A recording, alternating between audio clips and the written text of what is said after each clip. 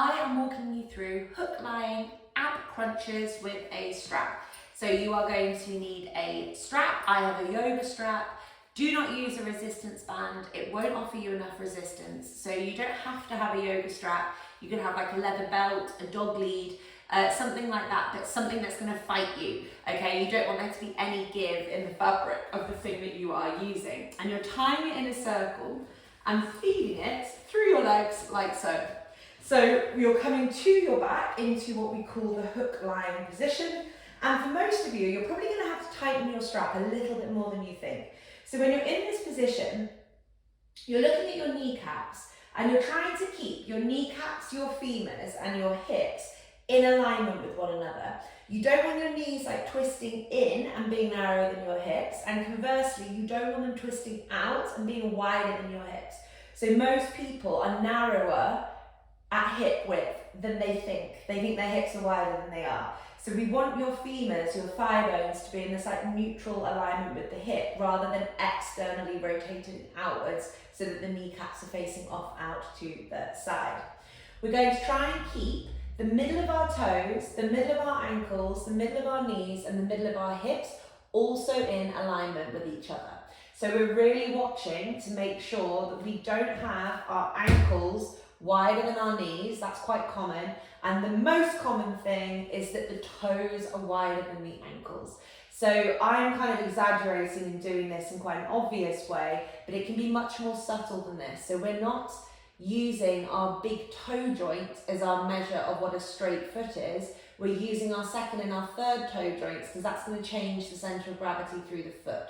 So I want you, for most of you, you might have your ankle in alignment with your knee and your hips, but for lots of you, you're still going to have your toes off. So keeping the ankles probably more or less where they are, you're going to twist your toes in a little bit more so that the outside edge of your foot is kind of in a straight line and parallel rather than you thinking about the inside edge of your foot. Because if you're basing off the inside edge of the foot, the feet are still twisting off out to the side. You can film yourself, you can do it in a mirror, you can put a yoga block in between your feet if you want to, because that's going to help you get that straight line, or you can get someone else just kind of watching you into place. And what we're also going to do with our lower body here is we're keeping our big toe joints on the ground as we maintain a squeeze out with the strap. So we're squeezing out and holding a contraction with the strap. We're not squeezing out, holding and releasing. We're holding a squeeze out at like a 3 out of 10 level of effort, so it's not too crazy. But you might notice that as you do that squeeze out with your legs, that you then want to lift and curl your like feet up off the floor. Keep the big toes grounded because that's stopping you from rotating through your ankles effectively. And when we do this squeeze out with the legs and the push down with the big toe joints, we're keeping our pelvis, our lower back, our rib cage and our belly, all of this stuff around here, nice and quiet. It doesn't move. So for some people, they're going to squeeze out with the strap and suddenly like rock their pelvis forwards or tilt their pelvis backwards. We don't want that. We want your pelvis, lower back and rib cage to be still whilst you work basically this area of your body. So you should feel this area of your body starting to wake up a little bit more the longer that you hold that gentle contraction outwards with the strap. Okay, so now we're going to come on to the difficult bit, the ab crunches. And what this exercise will probably highlight to you is how badly most people teach abdominal crunches, okay?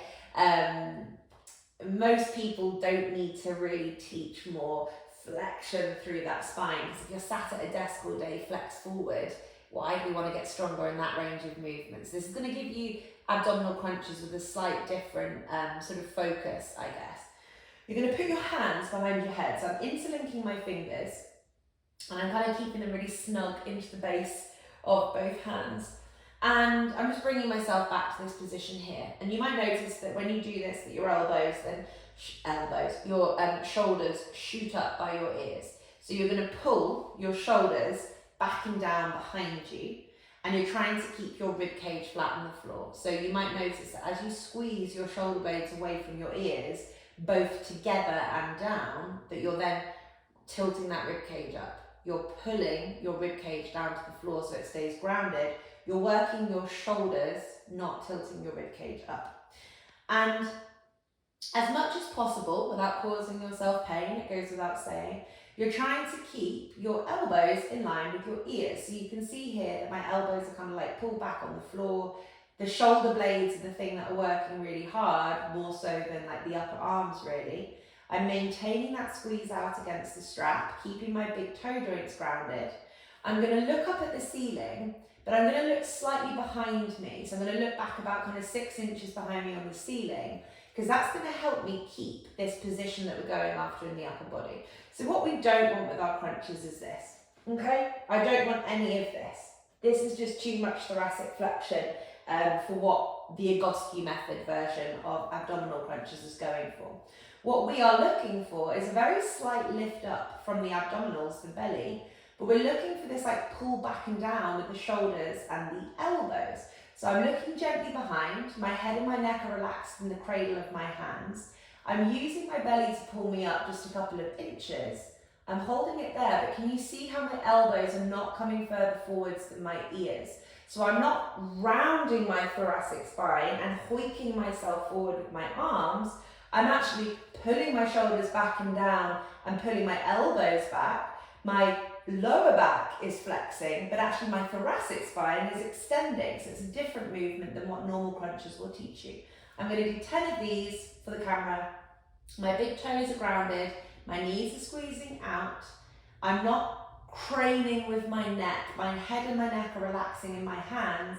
It's my shoulder blades and my upper arms that are working really hard to kind of pull me back. And it's my belly that is gently pulling me up like 2 or 3 inches. I'm looking backwards slightly. We're going to do 10 of these. Watch that the elbows do not come in front of the ears. Off we go. 1, 2, 3, 4, 5, 6, 7, 8, 9, and 10. If your neck hurt, or if anything hurt in that exercise, don't do it.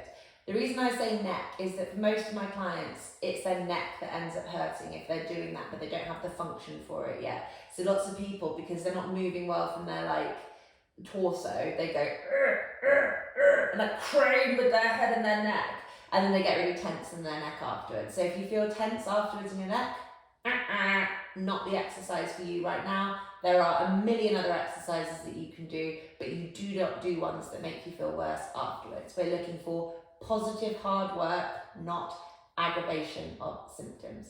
So that was Hooklying Ab Crunches with a strap. I hope you enjoyed.